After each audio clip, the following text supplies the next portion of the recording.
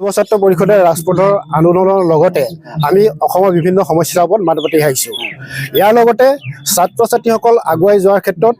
বৰলনি আঞ্চলিক সমিতি আৰু বৰলনি সমন্বয় সহযোগত এখনি প্ৰাইজমানি কুইজ প্ৰতিযোগিতা আমি অনুষ্ঠিত কৰিছোঁ। ইয়াতে আমাৰ বৰলনি অঞ্চলৰ 15খন বিদ্যালয়ৰ ছাত্ৰ ছাত্ৰীয়ে অংশগ্ৰহণ কৰিছে আৰু ইয়াতে উপস্থিত আছে আমাৰ অসম জাতীয়তাবাদী যুৱ ছাত্ৰ পৰিষদৰ কেন্দ্ৰীয় সমিতিৰ যুটীয়া সম্পাদক বিষ্ণু শৰ্মা ডাঙৰীয়া, কাৰ্যনিৰ্বাহক সদস্য শৰৎ চুতীয়া ডাঙৰীয়া, জিলা সমিতিৰ সভাপতি ভাস্কৰ বৰগোহাঁই ডাঙৰীয়াৰ লগতে বৰলনি আঞ্চলিক সমিতিৰ বিষয়ববীয়া আৰু সমন্বয় বিষয়ববীয়াসকল। অনাগত দিনত বৰলনি আঞ্চলিক সমিতিয়ে ছাত্ৰ ছাত্ৰীসকল আগুৱাই যোৱাৰ ক্ষেত্ৰত কুইজ প্ৰতিযোগিতাখনি আমি অনাগত দিনতো অনুষ্ঠিত কৰি যাম। অসম জাতীয়তাবাদী যুৱ ছাত্ৰ পৰিষদ বৰলনি আঞ্চলিক সমিতিয়ে অকল কুইজ প্ৰতিযোগিতাই নহয়, আমি আগত আমি খেল আৰু